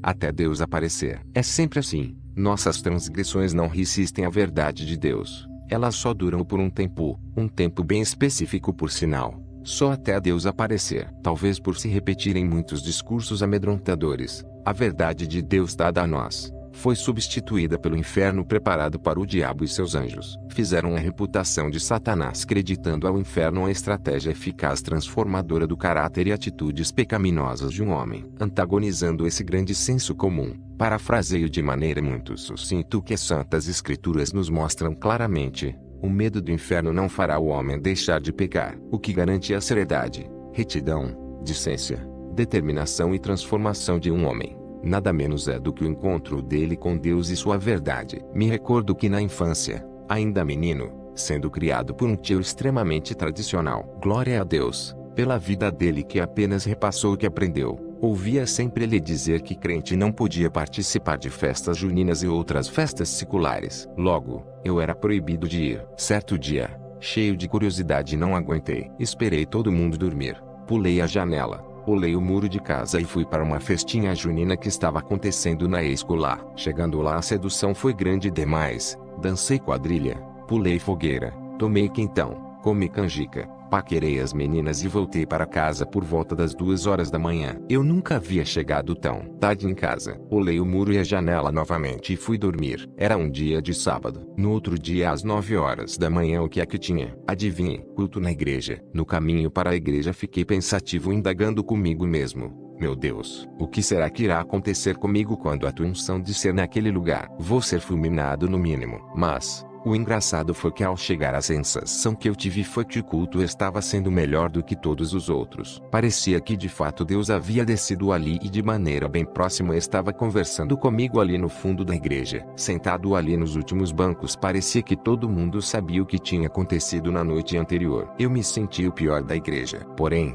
em um dado momento do culto, senti muita vontade de chegar até o altar. A glória que eu estava sentindo era tão grande, mas o medo que eu sentia também. E se eu chegasse no altar e Deus me matasse ali? Bom, corri o risco. E a única coisa que me aconteceu foi que ao sair correndo e pular naquele altar, entrei naquela glória que estava disponível e acreditem, saí vivo e estou vivo até hoje. Nos ensinaram a nos relacionarmos com Deus, que quando erramos quer nos matar. Um Deus que quando erramos se torna o nosso inimigo. Porém, a grande verdade é que Deus não tem problema com o pecado. É uma questão de lógica até. Se Deus tivesse problema com o pecado quando Adão e Eva pecaram, era muito simples, ele podia ter nos demonstrado isso não descendo mais. Da mesma maneira que fazem com a gente quando erramos. Quantos já não estão bem longe de você porque você não foi quem eles gostariam que você tivesse sido? Porém, quando o homem pecou, Deus não só continuou descendo, mas foi atrás dele enquanto ele se escondia, chamando pelo nome. E chamou o Senhor Deus Adão, e disse-lhe: onde estás? Gênesis 3:9. Quem tem problema com o pecado somos nós e não Deus. Quando Adão pecou, Deus não fugiu, quem fugiu foi Adão e a graça de Deus foi atrás dele. Mas, sabe, tenho uma notícia para você. Ser pecador não tem a ver com as suas práticas, tem a ver com a sua condição. Se você está com sua natureza em Cristo, o pecado já não te condena, e sabe por quê? Porque antes mesmo do homem pecar, a graça já existia, e quando o homem pecou, ela foi eficaz. Deus é seu pai e seu amigo. Não existe inimizade entre você e ele. A inimizade caiu em Cristo. Quando você foge, você não resolve as coisas ou se protege de um castigo. Você apenas deixa de experimentar do amor dele por você. Não existe inimizade entre você e Deus. E criou Deus o homem à sua imagem. A imagem de Deus o criou. Homem e mulher os criou. Gênesis 1:27. Em Gênesis, Deus divide a parte criacional do homem em duas partes. A primeira parte referente ao momento da criação em si, e a segunda parte como momento de formação do homem. Em Gênesis 1:27. No mesmo instante em que Deus cria Adão, ele também cria Eva. E formou o Senhor Deus o homem do pó da terra, e soprou em suas narinas o fôlego da vida, e o homem foi feito alma vivente. E da costela que o Senhor Deus tomou do homem, formou uma mulher, e trouxe a Adão. Gênesis 2:7.22. Em Gênesis capítulo 2, Deus então os forma. Ao formá-los, Deus decide fazer isso separadamente. Deus forma o homem e depois forma a mulher. Porém, em Gênesis 5, ele nos releva um grande mistério entre Cristo e a Igreja, refletido na criação de Adão e Eva. Este é o livro das gerações de Adão. No dia em que Deus criou o homem, a semelhança de Deus o fez. Homem e mulher os criou, e os abençoou e chamou seu nome Adão. No dia em que foram criados. Gênesis 5:1-2. A mulher, antes mesmo de ser formada, já existia em Adão. Ela era um mistério escondido dentro dele. Assim como a igreja foi um mistério escondido dentro de Cristo. Adão tecnicamente morre na formação de Eva. Como pode um homem continuar vivo no momento em que está sendo arrancado dele uma de suas costelas? Porém, a Bíblia vai nos dizer que Adão caiu em sono profundo. Adão ainda não havia pecado. Dessa forma não estava suscetível à morte. Pois em Romanos 6:23 está escrito: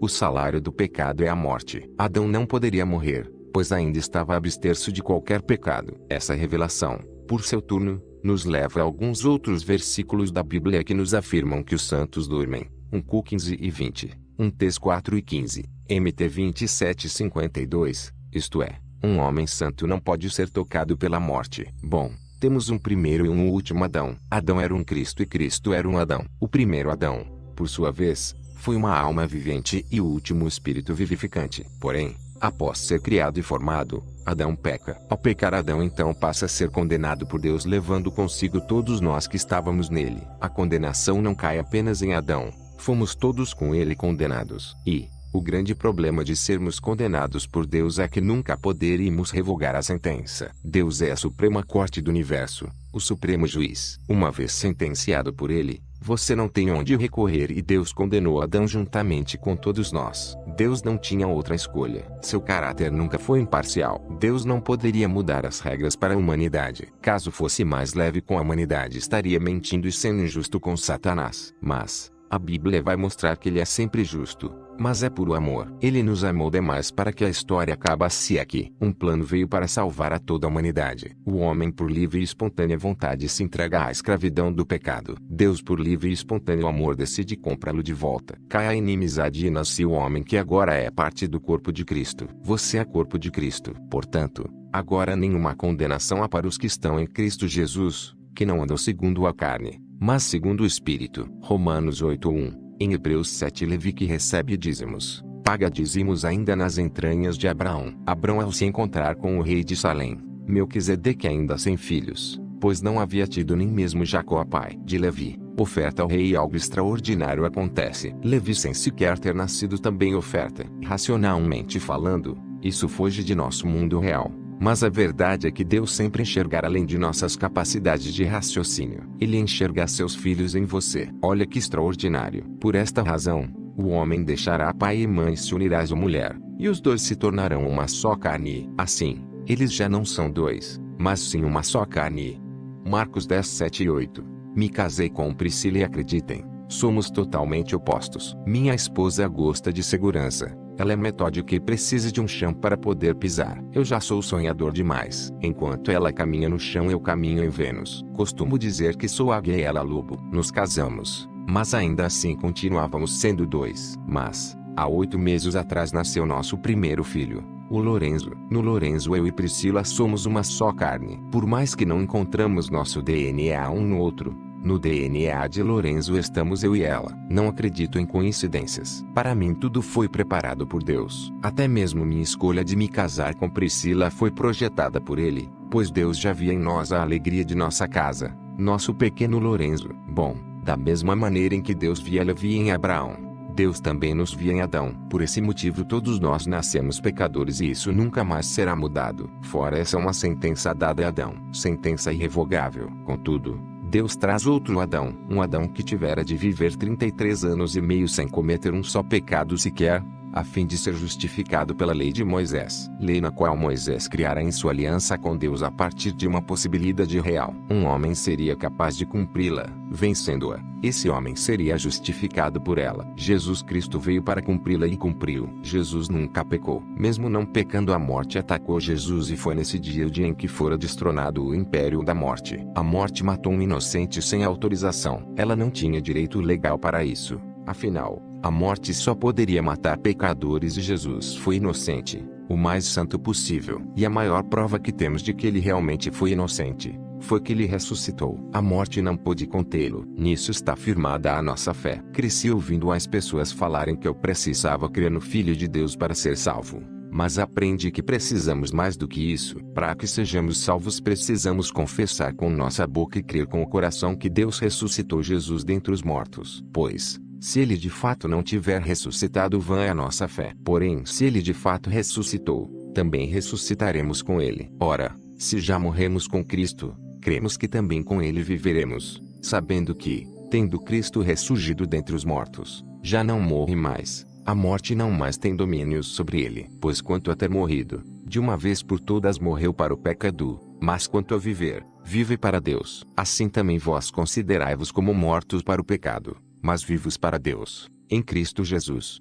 Romanos 6:8-11. Iremos ressuscitar porque Deus nos tirou do Adão condenado e nos transportou para o corpo do Filho do seu amor. Não tem a ver conosco, tem a ver com nossa posição. Antes estávamos em posição de condenados. Agora estamos em uma posição impossível de ser condenada porque agora somos corpo de Cristo. Reflexões para viver dias de graça. Em algum momento de sua vida, você acha que deu mérito a você mesmo ao invés de dar a Cristo todo o merecimento da salvação? Em quais situações? Pense em algumas delas e escreva abaixo. Existem áreas de sua vida que só você pode identificar como fraquezas. Porém, nesse capítulo você aprendeu que nenhuma dessas fraquezas podem superar o amor de Deus por você. Pense em quantas vezes você tentou fugir de Deus por conta de algum pecado cometido e reflita sobre como foi o seu encontro com Deus pós-pecado. Você de fato se sentiu rejeitado por Ele? Ou foi você quem se rejeitou? Ou foram as pessoas que rejeitou?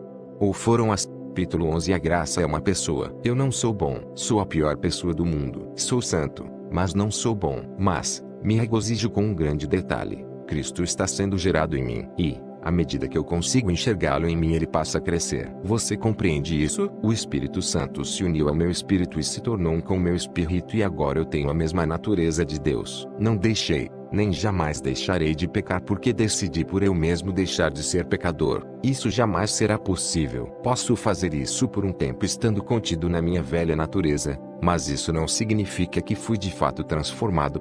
Deixar de pecar é uma obra de Deus e não minha, e eu só pude entender isso a partir do entendimento de uma grande verdade que quero compartilhar com vocês nesse capítulo. Cresci ouvindo que a graça era um favor imerecido. Mas quanto mais enxerguei Cristo em mim, mais pude constatar que essa definição fora há muito tempo ecoada, porém ao mesmo tempo muito limitante perante o que de fato a graça representa em nossas vidas. A graça é também um favor imerecido, mas ela vai muito além disso. Descobri que isso me fez ir muito além do meu raciocínio lógico, muito além das minhas capacidades físicas, emocionais e circunstanciais. A mudança de minha natureza esteve muito tempo condicionada a mim mesmo, e a verdade foi que eu nunca consegui sair do lugar por pensar de maneira tão pequena. Fui além quando passei a pensar grande, tão grande como a graça. Ela nunca foi só um favor. Ela nunca foi apenas um feito nobre. A graça foi alguém, e acredite, ela continua sendo. A graça é uma pessoa, e quando você passar a entender isso, sua vida nunca mais será a mesma, porque não existe outra razão capaz de nos dar tanto sentido para viver. Em Efésios 2:8 diz: porque pela graça sois salvos. A doutrina apostólica,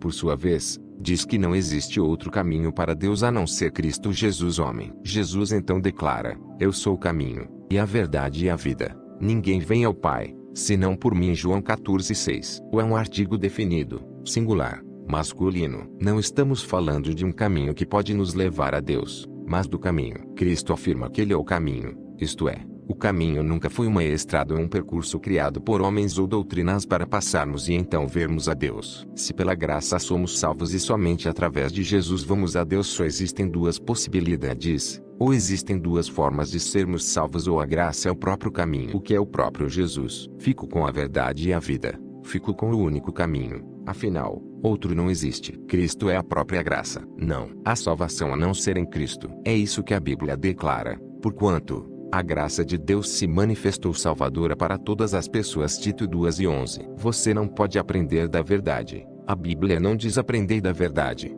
mas conhecereis a verdade e a verdade vos libertará. João 8:32. A verdade não é um conceito. A verdade é uma pessoa da qual você precisa se relacionar com ela. A graça de Deus não é algo que recebo de Deus. A graça de Deus é Cristo. Palavras de meu mentor Gustavo Lara. Mas o diabo não quer que você saiba disso. O diabo não quer que você viva sua vida baseada em uma verdade, mas em sensações. O diabo quer que você se sinta sozinho. Entender que a graça é uma pessoa vai deixá-lo bastante irritado, porque o que ele menos quer é que você saiba que existe alguém para você se relacionar. Entender que a graça é uma pessoa é entender que se sentir sozinho é uma opção, porque ser sozinho é impossível. Cristo está sempre disponível para você e Ele te ama. Quando o povo de Deus não tem sua identidade reta e justa firmemente estabelecida em Cristo, ele se torna suscetível às armas do inimigo. José Prince, A Revolução da Graça. Talvez hoje você se identifique com o quadro de solidão. Talvez os negócios não estejam caminhando muito bem, ou quem sabe sua casa esteja um tanto transtornada e os amigos já não existam mais. Talvez as investidas estejam sendo muito pesadas para sua estrutura. Ao menos é isso que você tem pensado sobre si mesmo. Sou uma estrutura muito fraca. A falta de entendimento acerca da pessoa de Cristo em nós enfraquece a nossa alma e, comumente, fortalecem as artimanhas de Satanás. Temos ainda resquícios de uma geração que apregoou um ensinamento um tanto incoerente para o povo de Deus. O essencial do evangelho sendo tratado como suplementar e consequentemente pessoas sendo interiormente mortas por tratarem de maneira secundária o espírito que vivifica. Existe uma lei na Bíblia chamada a lei da dívida. A lei da dívida determina como será se você contrair uma dívida e não conseguir pagar. Basicamente, funciona da seguinte maneira: se o seu patrimônio der para pagar, você perde ele. Mas se acaso não der para pagar, você se torna escravo. Se o teu preço como escravo ainda assim não der para pagar, logo seus filhos também se tornam escravos. Mas também existe uma lei chamada a lei do parente remidor, onde se alguém dos seus familiares tiver recursos, ele pode pagar a dívida e te tomar de volta, e o credor não ter direito de escolha e então ser obrigado a te entregar. Deus é espírito. João 4:24. Que grau de parentesco poderia existir entre o espírito e a carne? Obviamente nenhum. Por esse motivo, Deus não pôde fazer nada quando Adão pecou. Para que Deus pudesse fazer alguma coisa, o Deus Espírito teria que encarnar, isto é, se tornar carne também. Ele teria que nascer da carne, ser seu parente em carne e, além disso, ter a moeda que o comprasse de volta. A moeda teria que ser um sangue puro, incontaminado e entregue por um varão perfeito que tivesse mais de 30 anos.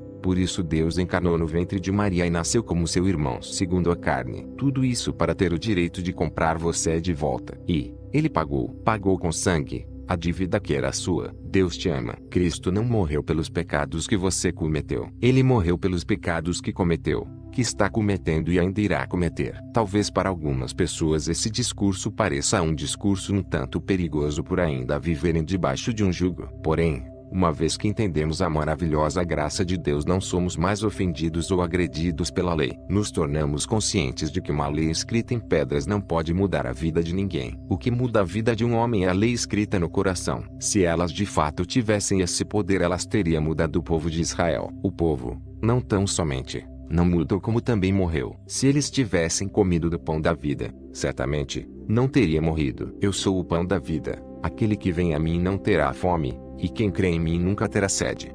João 6:35. Imagine que você está devendo alguém. Você não consegue pagar. Então, Um credor vai até a sua casa e aos berros chama por você. E sua mãe abre a porta porque não está sabendo de nada. E ela pergunta: o que é que está acontecendo? E o credor pergunta por você. E quando você ouve aqueles gritos, você já corre lá porque você já sabe quem é. É alguém que está indo cobrar uma dívida e a dívida é sua. E o credor te vê e pergunta: cadê o meu dinheiro? E você diz: eu não tenho. Então ele saca uma arma e aponta para você. Porém, no momento em que ele vai atirar, sua mãe pula na frente e recebe o tiro no seu lugar e de forma agonizante cai aos seus pés. E o credor, olhando firmemente aos seus olhos, diz: agora está pago. Eu te pergunto, após ver sua mãe morrendo agonizando em seus pés, você faria uma dívida nova? Pois então, é simples. No dia em que você entender que Jesus fez isso por você, você vai parar de pecar. Avance em fé, porque no Evangelho é revelada a justiça de Deus. Uma justiça que do princípio ao fim é pela fé. Como está escrito: o justo viverá pela fé. Romanos 1:17. Porque de maneira muito sutil, o Evangelho tem se dividido. Todavia, qualquer Evangelho que não tinha a Cristo como centro e a fé nele como base, não se pode considerar. E é muito comum vermos pessoas que se converteram ao Evangelho da fé, mas que após terem crido em Cristo passam a ouvirem tantos discursos de obras que a caminhada fica pesada. Quanto mais erros cometem, mais desanimados ficam, e o Evangelho da fé passa a avançar para o Evangelho das obras, onde Cristo perde o seu lugar principal e passa a ser coadjuvante, falado apenas nos finais dos sermões e esquecido durante toda a mensagem e consequentemente durante toda a caminhada cotidiana. Corromper o Evangelho da graça é como direcionar pessoas a uma vida sem resultados. É como dar a elas um enorme mar de amor e fazê-las acreditar que esse mar deixará de existir se não tiverem bons remadores que exerçam muito bem suas funções, sem direito a sequer cansar os braços, sem direito de sequer sentir frio durante uma madrugada ou medo, se acaso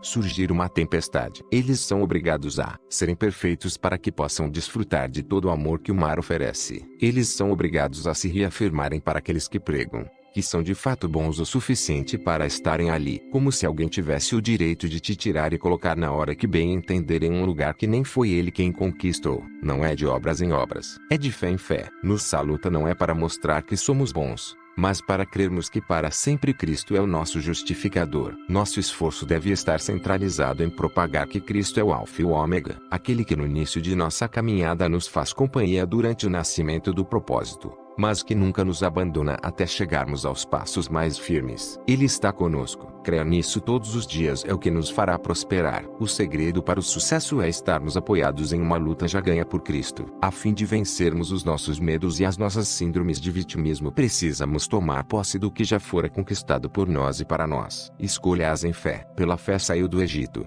não temendo a ira do rei, e perseverou, porque via aquele que é invisível. Em Hebreus 11:27. Embora tenha sido quem escreveu as leis, Moisés deu grandes passos em fé. Sem imaginar que um mar todo se abriria, ele perseverou sem se arrepender. A Bíblia vai dizer que ele preferiu ser maltratado com o povo de Deus a desfrutar os prazeres do pecado durante algum tempo. Ver Hebreus 11:25. Viver em fé é viver como quem enxerga Deus em todas as situações, sejam elas boas ou ruins. Afinal, o melhor já foi feito e por isso podemos nos alegrar. É crer que nenhuma situação momentânea pode se comparar com o que nos espera vivendo uma vida de fé em Cristo Jesus. Ao falar de passos em fé, me vem à memória duas histórias incríveis escritas na Bíblia Sagrada. A história da mulher do fluxo de sangue e da filha de Jairo. Ver Marcos 5:2.21-43. Refletindo sobre Jairo nessas histórias, sem dúvidas, posso afirmar que precisamos de Jairos em nossos dias. Precisamos de verdadeiros avivadores da nação capazes de crerem que Jesus é capaz de estancar a hemorragia da mulher velha e também despertar a moça jovem. Essas mulheres simbolizam a igreja, mais especificamente, duas gerações da igreja. Duas gerações, porventura, muito distantes. Nos últimos anos as gerações estão mudando em um prazo de tempo muito menor e simultaneamente a linguagem das igrejas mudaram de maneira muito radical, onde quem não mudar vai deixar de ser. Não dá para defendermos as ideias do passado quando crescemos em conhecimento e amém por isso. Certo dia, um homem disse para mim que eu era um pregador herege. Ele dizia de maneira muito convicta que Deus não anulou a lei, que ele havia feito para que fosse cumprida. Então respondi a ele: de fato Deus não anulou a lei, meu amado. Ele não anulou a lei. Em Mateus 5:17 deixou muito claro isso. Você está certo. Olha o que Jesus está dizendo aqui: não cuideis que vim destruir a lei ou os profetas. Ele não anulou a lei para que um homem a cumprisse e através desse homem todo mundo fosse salvo. Mas, temos ainda a parte B do versículo que diz assim, não vim abrogar, mas cumprir. Jesus fez essa declaração antes de cumprir a lei. Ele não poderia destruí-la antes, para ter o que cumprir. Porém, após cumpri-la ele a aboliu. Está escrito em 2 Coríntios 13:11, porque, se o que era transitório foi para a glória, muito mais é em glória o que permanece. A aliança estabelecida com Moisés se tratava de uma aliança transitória. A nova aliança, por sua vez, uma aliança eterna. Por um homem o pecado entrou no mundo e por um homem o pecado teve que sair do mundo. Isso não tem nada a ver conosco. O foco é um homem que destruiu o pecado. Se aquilo que foi transitório teve glória, imagine a glória do que vai permanecer para sempre, inclusive em você. Existe glória sobre você. Tendo, pois, tal esperança, usamos de muita ousadia no falar. 2 Coríntios 13:12. Nova geração, não tenha medo de ensinar os mais velhos a crerem. Filhos, não tenham medo de ensinarem seus pais o poder de acreditarem em Cristo. A perspectiva de se viver em fé gera em nós ousadia no falar. Avançar em fé é reproduzir de maneira prática a glória que está sobre nós e que jamais se afastará, pois esta permanece para sempre. Há tanta glória no falar de quem reproduz a graça que esta glória afronta a própria religião. Mas, não se incomode com isso porque não é a religião que irá te salvar e nem mesmo a igreja. Quem salva a todos nós é e sempre será Cristo. Aquele que não esperou 60 ou 70 anos para começar a salvar, antes mesmo de existirem quaisquer que sejam as doutrinas ou escritos já salvava. É a partir desse Cristo que eu tomo as minhas decisões. É nessa verdade que temos que nos apoiar. Só assim conseguiremos viver um dia de cada vez carregando dentro de nós a glória de Deus. Reflexões para vivermos dias de glória. Está muito claro que somente a graça é capaz de produzir em nós a verdadeira santidade reproduzida na pessoa de Jesus. É quando as máscaras caem que conseguimos ser de verdade quem somos. Escondidos atrás da lei somos despertados a projetar uma imagem ao invés de sermos a imagem de Cristo na terra. Aliançados na lei nunca achamos que Deus está satisfeito conosco, e esse sentimento gera em nós paixões pecaminosas que nos motivam a satisfazermos o que julgamos mais fácil de alimentar, a carne. Por exigirmos muito de nós e nos relacionarmos de menos com Ele desconfiguramos a verdadeira graça. Qual era a sua visão sobre a graça antes de ler esse capítulo? O que mudou em sua mente após essa leitura? Após ler esse capítulo, já está preparado para reproduzir a glória eterna que está disponível para você? Produzir a glória